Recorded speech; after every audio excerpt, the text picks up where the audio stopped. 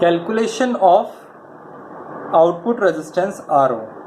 So output resistance RO is the ratio of output voltage, that is VCE, divided by output current. Now this resistance is DC resistance. So now AC resistance is given by change in VCE divided by change in IC. So let us see, these are the 2 points, point number 1 and 2 with respect to voltage and current. So VCE2 minus VCE1 divided by IC2 minus IC1. So the change in current is very less as compared to change in voltage. So the value of output resistance is very high, and it is approximately equals to 10 kilo ohms to 50 kilo ohms. And if we compare with the input resistance, it was approximately 600 ohms to 4 kilo ohm. So this special property of common emitter configuration, that low to moderate input resistance and very high output resistance, we can mention moderate input resistance and high output resistance, makes common emitter configuration most suitable for transistor as amplifier. This parameters, input resistance and the output resistance, input resistance is moderate and very high output resistance, makes common emitter configuration best suitable for BJT as an amplifier. Other parameters also affect, say current gain. Current gain is also high, around say 50 to 300. So all these features makes common emitter configuration best suited for amplifier. Moderate input resistance, high output resistance. As output resistance is very high, we will get the large output voltage, and it is also having a high current gain and moderate voltage gain. So all these parameters makes common emitter configuration best suited as amplifier.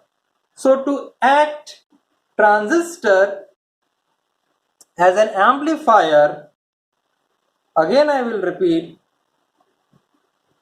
for amplifier the BJT must operate in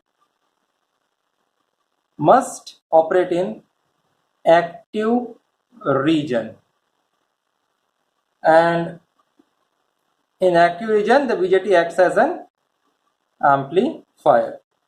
In cutoff, BJT acts as a off switch, and in saturation, as very instantly large output current is flowing, that's why the BJT is acting as a on switch. So these points are very important to remember. So I summarize the cutoff region, saturation region and active region. To summarize the cutoff region, this region is formed when the input base current is 0. We are increasing the VCE, but collector current is remaining constant. It is slightly increasing. So this is called as leakage current, and it is only because of the minority carriers. Input is open, that is base current is 0, and because of the reverse bias, because of the thermally generated carriers, the leakage current is flowing. That leakage current is called as collector to emitter leakage current when base is open, ICEO. So this is about cutoff region. In this cutoff region, BJT will never get on, BJT is always off. It is never getting on because there is no input current, so there will be no output current. Only there will be leakage current, and this leakage current, that is ICEO, is not sufficient to turn the transistor on. And then we have saturation and active region.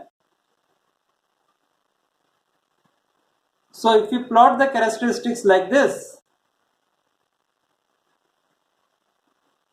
so first, say at point up to 1 volt, linear increase of the collector current. So as we are applying the VCE up to 1 volts, the collector current is linearly increasing. Then after the value of 1 volt for VCE, the change in the collector current is very, very slow. So the region where the collector current is increasing rapidly and linearly, that region is called as saturation region. Linear increase, rapid increase of the collector current with increase in the VCE up to the value of 1 volt. 1 volt तक VCE जब increase हो रहा है तब हमारा collector current rapidly increase हो रहा है और ये ओम्स लॉ को फॉलो कर रहा है, तो हम इसको ओमिक रीजन भी बोल सकते हैं, और इस रीजन को हम लोग सैचुरेशन रीजन बोलेंगे जब हमारा कलेक्टर करंट रैपिडली इंक्रीज होगा लीनियरली अप टू 1 वोल्ट तक। अब 1 वोल्ट के बाद हम लोग देख रहे हैं कि जो कलेक्टर करंट का इंक्रीज होना था वो ग्रेजुअल हो गया, वो स्लो हो गया, तो उस रीजन को हम कहेंगे एक्टिव रीजन। ये हमारा सैचुरेशन पॉइंट है। सैचुरेशन पॉइंट में अर्ली इफेक्ट नाम का एक फिनोमिना होता है। इस फिनोमिना को समझने के लिए आपको common emitter and common base के लीकेज करंट समझने पड़ेंगे, जो मेरे प्रीवियस लेक्चर्स पे मैंने रिकॉर्ड करके रखे हैं। तो रिवर्स बायस लगाने के वजह से हमारा जो बेस करंट जो है उसका वैल्यू कम हो जाता है। उसका वैल्यू कम होने के वजह से हमारा अल्टीमेटली कलेक्टर करंट का वैल्यू कम होता है। तो जैसे जैसे रिवर्स बायस इंक्रीज होगा, VCE जैसे जैसे रिवर्स बायस इंक्रीज होगा, ये इस डायरेक्शन में इंक्रीज हो रहा है, वैसे वैसे स्लोली सैचुरेशन पॉइंट के बाद स्लोली हमारा कलेक्टर करंट इंक्रीज होगा और उस रीजन को हम कहेंगे active region. Slow increase in the collector current after the saturation point जिस रीजन में रहेगा उस रीजन को हम कहेंगे एक्टिव रीजन। और ये एक्टिव रीजन में जो ग्रेजुअल या फिर slow increase in the collector current है वो हो रहा है बेस करंट कम होने की वजह से, और वो हो रहा है अर्ली इफेक्ट नाम के फेनोमेना के वजह से।